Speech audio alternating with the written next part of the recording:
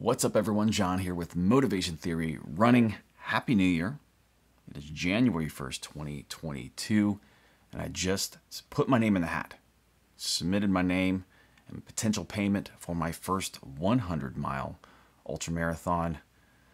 They got a lottery system. I got to wait till tonight to find out, but I'm super excited. I'm nervous, and it's making me reflect upon my first ultramarathon that took place in April of 2014, that long ago. I know I've run over 20 ultramarathons since then, and a lot of miles, interlupal miles. I think the longest I've ever been on my feet is close to 21 hours, but I have not traveled 100 miles yet. And can I rightfully call myself an ultramarathon runner now if I haven't run 100 miles? I don't know, can I? I'm just kidding. Absolutely you can. But this is bringing up some nerves. That was my whole point about this. It's bringing up some nerves and kind of me paralleling that feeling that I had with that first ultramarathon, which was super stressful, not knowing whether or not I was going to make it, how was I going to feel, how was I going to feel after 30 miles, how was I going to feel after 40, climbing over the last mountain, how was it going to feel if I didn't make it and all these people came to crew me and support me. How was that going to make me feel? What would it be like? Would it be embarrassing? And I had some serious low points, pain cave moments in that race. And I know that's what ultramarathon's about now. That's why you pay your money. That's why you get your ticket for admission, is to push yourself through those hard times. And when you sign up for a 100-mile race and you've run as many ultras as I have, I know exactly what I'm signing up for. Just more of the pain cave, more of the sufferfest. And so I'm going to spend the next 9 months training to try to lessen that. That's what I always try to do, is train enough so I lessen the suffering in the race, because there is no way of getting around it. You're going to suffer. You're going to go through low points, but you're going to come out of them. You're going to have to learn to execute your plan, your nutrition plan, your pacing plan, and doing the things you know you're supposed to do. And that's the hard part. When you get into an ultramarathon, you start to panic, or you start to do things that may not be in your best interest, new things, or not doing things that you planned for yourself to do. If it's about eating enough, a lot of times you just don't eat enough because you don't feel like eating, and you're like, I'll be fine. You don't eat enough, or you don't drink enough.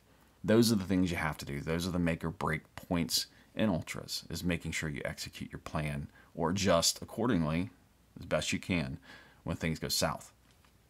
That is what's going on with me right now, is kind of thinking about, okay, I've been 50 miles, I've been 60 miles multiple times, and I'm just trying to think, okay, what do I need to do to make sure that I'm ready mentally for those miles after that? Because it does seem like a lot. When you think about that, you're like, wow, running 100K, done it. All right, now run 40 more miles, and that is kind of an overwhelming feeling. And that's what you're paying for. That's what you're paying for when you enter these races, to putting yourself into the unknown and pushing yourself through the hard times. So what I can say about running my first ultramarathon and potentially running a 100-miler is I'm just well aware of what I'm going to be putting myself through, which I don't think is necessarily a bad thing. I think it's a good thing, but it also kind of puts you into a kind of a mini panic, because it's hard. I've always equated this to having children. Now, I've never physically had children, but my wife has. And this is always super popular out there with people to use this. But it is. I've had 5 kids, super stressful, going through the whole thing, worrying about my wife, worrying about the kids. It is always stressful. There's nothing not stressful about it. It is one of the most stressful things, if not the most stressful thing I've ever been through in my life.